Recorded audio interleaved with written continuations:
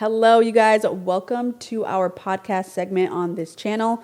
We actually don't have a name for this podcast yet. We're still trying to figure it out. So leave suggestions down below if you have any. But we're just going to get right into the episode. Today we are talking about how to prepare yourself for love, how to prepare yourself for a relationship, things that you should be doing before you start to consider seriously dating someone. And I think we've got some good things to talk about today, so I'm super excited. And I also wanted to thank BetterHelp for sponsoring a portion of this video. We'll talk about them more later, but for now, I think we should just jump right in because I'm excited to tell our love story again for the millionth time on this channel. Some people listening are probably like, Well, I feel like we have like bits and pieces. We've explained how we met, a few of our first dates, our first road trips, our first fights and stuff. But yeah, today we're going to be talking about what we did to kind of like prepare ourselves for dating each other. And I think just knowing us, we went about it in different ways, I think. Yeah, we did. I feel like you were always ready, and I definitely had to get ready. Really? Yeah. Okay, that's interesting. I didn't know that you thought that. Like you felt like I was always ready. I feel like from what you've told me, I feel like you've always been just like wanting that one. Yeah, it's definitely been something that I was like, that is the one thing I want out of life is like love. Once I find love, I can die happily. I'm just kidding. But it was something that I was just always had in my mind, just like a goal. And I know to some people that's probably like, oh my God, that's like cringy and desperate. But I think a lot of people feel that way about their career and stuff. And I wasn't very career-centered or minded. Or like, I would choose family and love over having a career. I find that more fulfilling. So in that aspect, yes, I think I was more prepared for a relationship, for love, just like to find the one. But I'm so interested and intrigued that you said you didn't feel prepared, because I feel like you were prepared. You know my story. What's your story? That's what we'll get into. So I do think that that's a great opening to mentioning our sponsor, BetterHelp. If you guys have never heard of BetterHelp, they are the largest online therapy platform. You can literally do therapy online on your phone. You don't have to go in anywhere. You can do it through texting, chatting, video calls. And I actually used BetterHelp at the beginning of, 2020 when things were pretty crazy. And I know that was like 3 years into our relationship. But that is something that I wish I had done sooner, was just go to therapy and learn more about myself. And just like how I would operate in a relationship, because you were my first relationship. So I feel like that time really tested us, and I'm really glad that I had BetterHelp to just have somebody to talk to. And you guys know I've been very open about my mental health journey, my anxiety and my depression. And therapy has helped me so much, just being able to learn more about myself and getting tools to, get through life, just hard times in life. But I think that therapy is definitely a great way to prepare yourself to find love and get in a relationship. Just learn more about yourself and who you are. And it doesn't have to be necessarily a hard time in your life to go to therapy. It's just nice to talk to someone. Right. And especially if you're like me and have had trouble dating in the past. I didn't go to therapy, but I think it would have helped me kind of get to where I needed to be, or like find the faults that were taking place. I guess religion was kind of a therapeutical thing. I was able to talk to rabbis and call on books that had these ideas in them. So I think it's very similar. Yeah, I think that's definitely valid. That is a valid journey, like just therapeutic and whatnot. And I love BetterHelp because if you're not like vibing with your therapist or anything, it's super easy to switch to another therapist, and you'll get matched pretty quickly when you sign up. with a therapist that is good for you and your needs. With BetterHelp, you can tap into a network of over 30,000 licensed and experienced therapists. So if you guys are interested in signing up today, you can use Destiny and Mitch. The link will be in the description to get 10% off your first month of therapy through BetterHelp. And good luck on your therapy journey. All right. To begin, here's just an opening question. Mm-hmm. How did you feel about love? Like, what were your thoughts on love? Like, you already kind of hit on it just for a second. Yeah. But, like, what did you think about love? How did you think about love? How did you go about, like, incorporating love into yourself, like, into who you were? And why was it so important for you? Wow. Why am I nervous? No. That was a good question. I think I've mentioned this multiple times before on this channel and videos, but I've always been a hopeless romantic. I know some people don't believe in zodiacs and enneagrams and stuff like that, but basically enneagram type is like your personality type. So my personality type is a number 4. I'm very just like emotional person. I love to pour into people and give everything of me to people. So I think that also played a role in just like, I just feel like that's who I am. And it was always meant to be, I was always meant to be just like this person full of love, wanting to give love, wanting to spend time with friends and family and just like be that loving, kind person. So I feel like love is not this like thing that was, what's the word I'm looking for? It wasn't a stranger to me. Yeah. Love wasn't a stranger to me. It's just always been a part of me. So it's not like, I don't know how to explain it. And I'm asking questions because I know the answers. Did you ever write like poems and stuff? Oh my God, Yes, I wrote poems. Is that what you were trying to get out of me? Well, just I'm trying to get everything out of you. So like, Did you incorporate it in art? Oh my God. Yes. So, oh my God, this, like thinking about it, I'm like, I was so cheesy. Yes, I wrote tons of poems about love.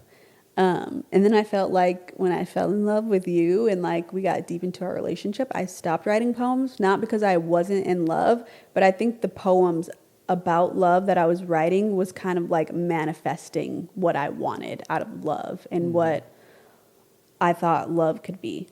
And I think manifestation is a great word, and one that we're going to get to a lot within this, I think. Mm-hmm. And so I think I was the exact opposite.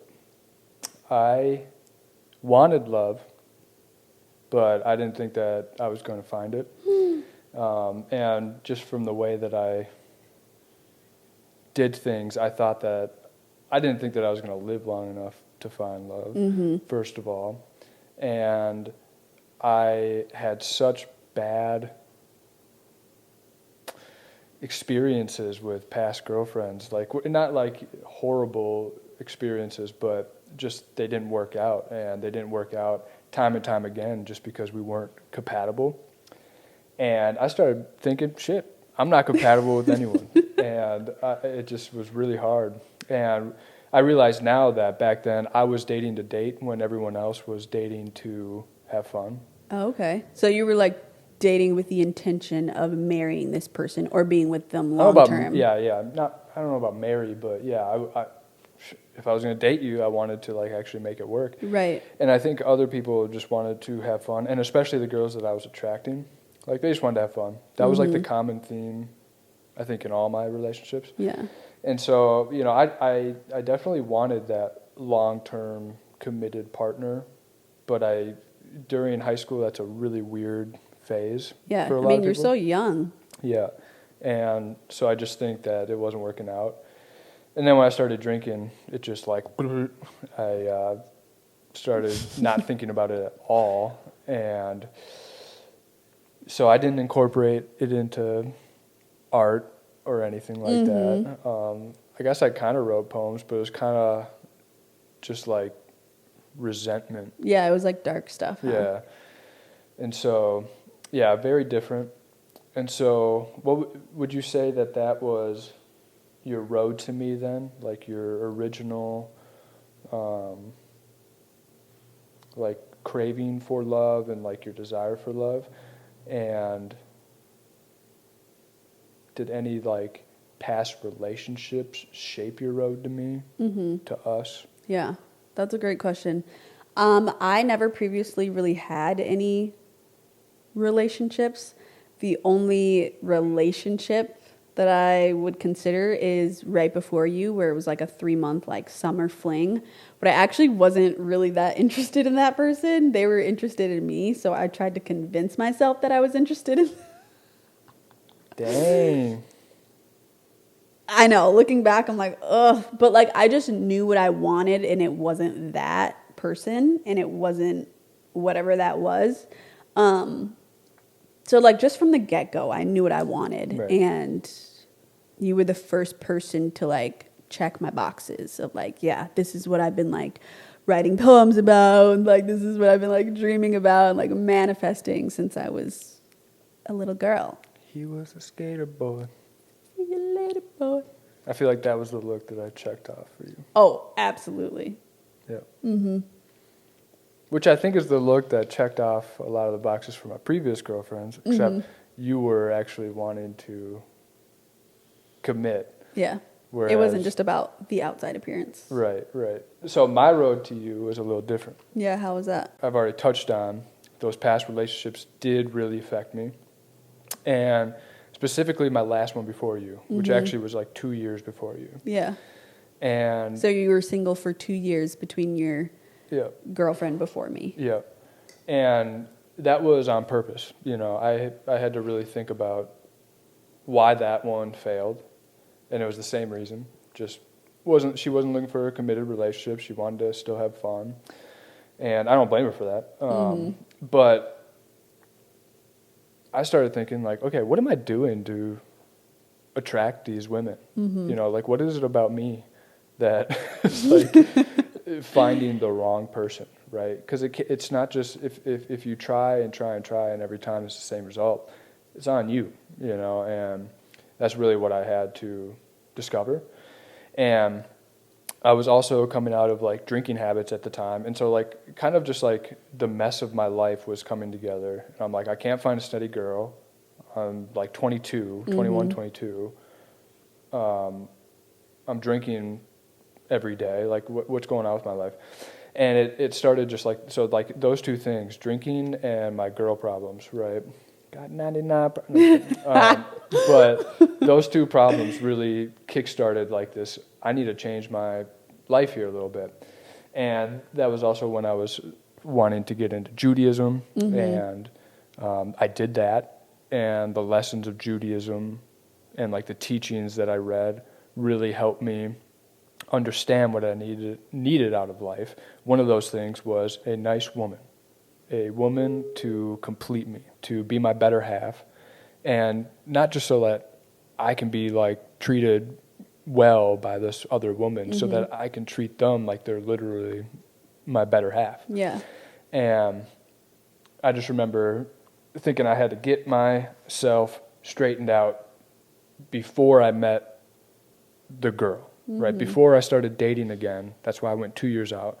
I said, I need to change the things about me that are leading to bad relationships. Yeah.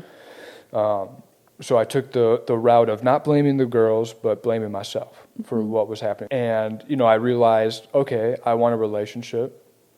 And I started thinking, what about my current relationships? Are those okay? Are those good? Are those in good standing? And they weren't. You know, when you're drinking every day, you tend to not have really good relationships.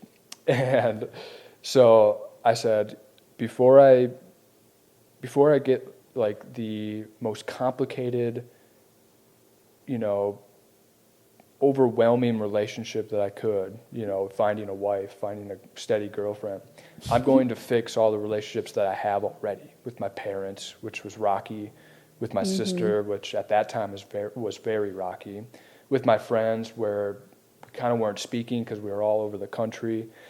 And so I kind of just took care of those, and that was my route to you, right? Yeah. I think that's what doing those changes is what also attracted you to me. Because if you guys are new here, it was her that came after me at first. So I came after him. right, and I was very naive in your pursuit, right? But it's also because I wasn't in the game, right? I was 2 years out, and right before we started dating, this is the craziest part. I was almost fully converted to Judaism. I had felt really good at where I was. I had done a lot to my relationships to make them better with my parents, friends, family, sister. And I remember sitting at where we worked, Coffee and Bagels, which is Caribou Coffee or Einstein Bagels. And I remember, I forget if I like literally looked up, but that's the way I remember it. But I told God in that moment. I was sitting there making some bagels, and you kind of just think, and you kind of just go out and days out. And I remember telling God in that moment, I am ready. And I'm ready to find my wife. Right? I think I'm at a point in life where that can happen. Did you ever tell me this? Yeah. And then 2 weeks later, I think we were just starting to date. Yeah. Yep. I think literally a week later, that's when our coworker came up to us, or me, and tried to sell me on you, basically, like sell me on the idea of dating together. you. Yeah. And then things just started clicking, and our coworkers tried to, set us up with each other. And so that was my route. My route was very religious, very God-oriented. And that's what kind of led me to you. Yeah. And the rest is history after that. Yeah. But that's what prepared me to date. I literally took a 2-year hiatus. Yeah. And said, I'm not good right now. I need to figure out why things aren't working for me without blaming other people, because clearly something's wrong with me. And so I said, before I get into it, I'm going to work on myself. And that's what happened. 2 years off from dating, from even thinking about dating. Right. And it paid off, right? Not everything just needs to be immediate, You can take some time to better yourself. And if you need therapy too, that's a great tool, right, to use. So now that we've kind of shared our story, we know a little bit about finding love. Yeah. Clearly, because we found it. And beyond that, we've spent a lot of time thinking about this with other people, even when we just watch shows, and Love is Blind, for example. I love watching love shows with you, like love reality shows, like Love is Blind, The Ultimatum. It's so fun to just talk about love. I love it. And there's always that period where I'm like, all right, I'm not interested in that. And then I start you start getting into it. And then by then I'm like, what's she doing? Right. What is this? So with that said, we like talking about this. We like thinking about this. We've looked up things about this. What do you think is important? What are the key things you want to keep in mind when you're just about to go dating? Because I feel like a lot of people don't think about it. No. Right. Yeah. I feel like for me, it was 50 and 50. I was kind of not thinking about it. And then I was also preparing, I feel my whole life for it. So it's funny.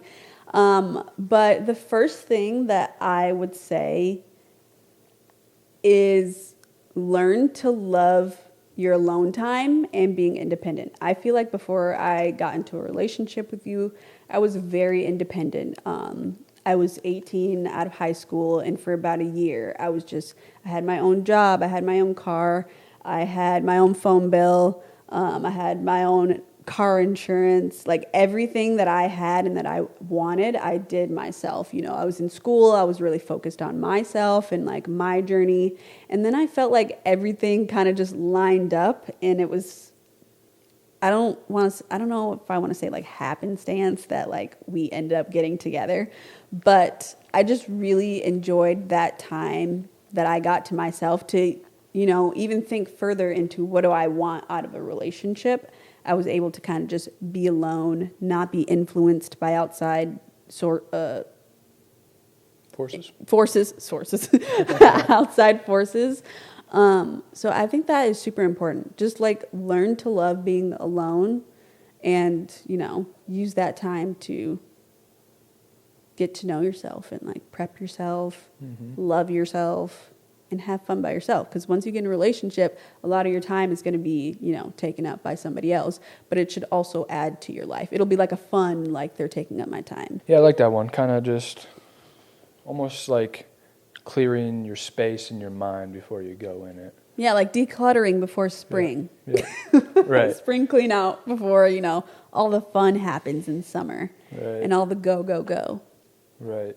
I think that's a good analogy, actually. I think that's really good. And I think that's what I did too with the 2 years out. Right. I just kind of spent time on things that matter. And yeah, I think you did the same thing. Yeah. I think for me, one of the most important things when you're getting ready to go date someone is I feel like a lot of people spend time on looking for someone who is right for them rather than looking for someone who you're right for. And like, oh, what are they going to do for me? How are they going to add to my life? Blah, blah, blah. But not necessarily thinking, how am I going to add to theirs? What value do I bring to them? I'm sorry, can I interrupt you before this leaves? That is so funny because I feel like within the past 2 years, I keep hearing, like in podcasts, YouTube videos, whatever, influencers that I'm following, whatever. The thing is the opposite these days. They're like, stop thinking about like if this person's going to like you, blah, blah, blah, and start thinking about, do I even like them? And like what you're saying is like the opposite of that. So I feel like that is just so funny because I've just been hearing that, like, do you even like them? Not that's important. Do they like you? Right. That's important to like them, but it's not the only thing. Yeah. Like I'm not saying get with anyone, and actually I think that's crucial. And I actually saw a TikTok on this that I thought was very convincing.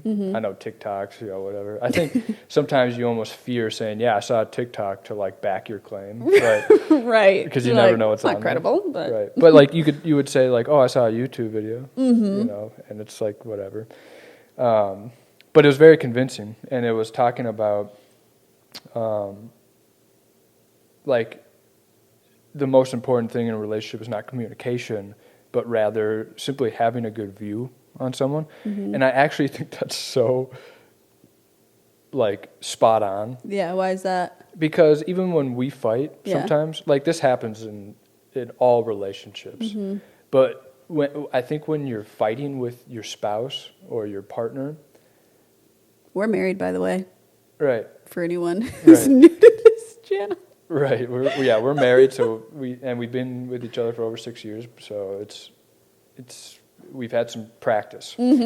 But I think it's always coming from it always arises, like our very heated ones, when we're just thinking nasty things about the other. Like when we're just like not thinking the best about what the other's intentions are. Yeah. And usually we're wrong about that, right? Because usually we're not intending any malice, it's just they are miscommunications. So miscommunications are definitely important, but it gets heightened by like just thinking about the other person in a very negative light. Yeah. And so having a good view on someone is very important.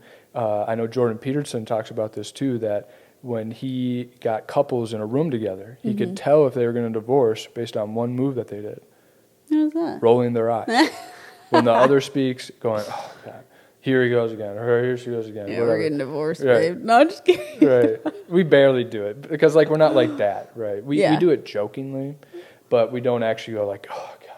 Like, so annoying. Like that one girl, like, can you stop breathing? Right. You're breathing too loud. John and K +8. But I'm going to play that one just so just so that you guys can see it too.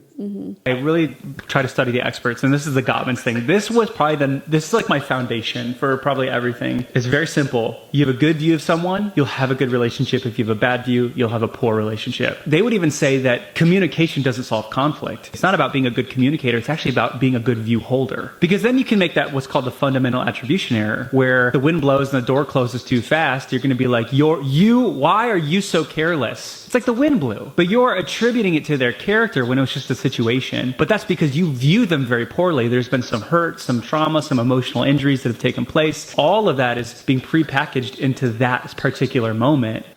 Wow, yeah. I think I know that too well, because maybe we both do this too, when we accidentally slam a door too loud. Like, oh, sorry, babe. Like, we just don't want the other person to be thinking any... Right. And it's like, we didn't mean to, but I just feel like I need to apologize to you for some reason. Right. Just to make sure no ill will. Yeah. Like, Jesus, what's she slamming the door for? Right. And so, like, things like that. So I definitely think it's important to have a good view of someone and to like someone. But I also think it's important to know that a relationship is 50-50. It's not all about what they will do for you. It's about what are you going to do for them. And if you're not thinking about that before you get in a relationship, clearly you want to like the other person. But clearly you want them to like you too. Right. And you want to be dependable. You want to be reliable. And I think a lot of people just date and they have no intention. And we even see this on Love is Blind. Like, they go to a show that is with the intention of getting married on the show. Yeah. And they're like, well, what about my games? I live over here. What about this? Right, just like making up a bunch of dumb excuses as to not get married. And it's like, you came on the show wanting to get married, so you should have had that figured out before you came here. Right, and they're you basically... should have been willing to sacrifice. Exactly, and they're basically saying, like, but what about my single life? What about all the things that, like, oh, this is very troublesome for me and burdensome. We could do a whole podcast episode on Love is Blind. And we will. Yeah, and we will. So stay tuned for that. Right. And then I think another one gets to the idea that we talked about earlier, manifesting. Declare yourself when you think you're ready. So obviously prepare yourself. Get to know things about what's going to be expected of you in a relationship and dating. And when you do this, actually, this will help you identify the others that have also taken the time to understand this about what it takes for them to date. But then declare it, you know. I think that you were declaring yourself ready for a while. And I think that I declared myself ready literally 2 weeks before we started dating. And you know, you can take, I said to God that I was ready, so God help me. You can do whatever. You can think about that in whatever way that you want. It's a miracle, whatever. But I think there's something about putting it out into the universe that you are ready for something and letting it come and making it your mission. I was nervous as hell when we first started dating. I remember coming home just sweating every day. Oh my God.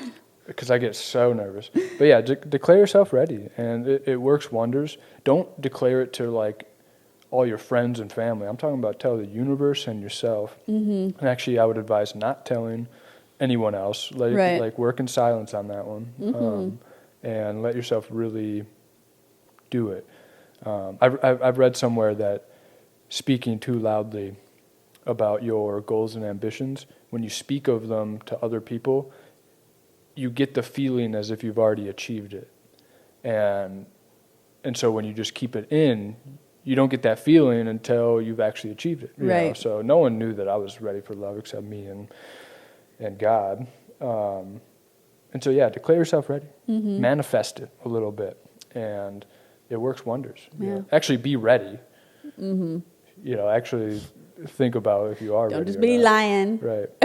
And we haven't said this yet, but why prepare yourself to date? Well, because you don't want to torture someone, right? loving someone and like developing that love, it's a task. Yeah, it takes a lot of work. It takes a lot of work, and if you're not ready, you're gonna actually like drive yourself mad, but also just drive someone else mad, especially if you're really immature, because then it's going to be mostly the other person that's going through the ringer. But so you don't want to be that burden, right? Like it's already going to be burdensome. Yeah. You want to prepare so that it's as less of a burden as possible, and especially so that you're not taking advantage of someone, and so that you don't get taken advantage of yourself. And so we haven't touched on that, but that's a reason. That's like the main reason why I'd say prepare to Absolutely. love, so that you know what you're getting into, and so that you're not screwing with someone's life. Sounds so bad. Well, it's a big thing, Yeah, especially if someone gets pregnant, and then there are plenty of fatherless homes out there, and it is a mess. Bunch of dudes out there not fulfilling their obligation to raise their kids, and that's sad. And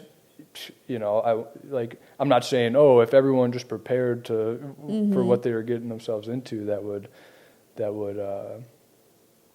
fix itself, but it might help, if everyone was just a little bit more thoughtful about what they're doing. Yeah. And prepared to be committed to something. Right. Because things will get rough, right. And you just have to know that you're committed and that you're going to follow through with it and work it out. Right. And, think about who you're having sex with. Think about who you're dating. If something does happen, like have a kid, and you don't have an abortion or whatever, is this person actually going to help you raise them? And be intentional. Right. And I think that kind of all ties back to knowing yourself. Right. And before you get into a relationship, what are your values and all that stuff? What are your values, your interests, blah, blah, blah. Right. And that is going to be your guidance to someone who is compatible with you, who shares those same values, and who's going to make being in a committed relationship, easier.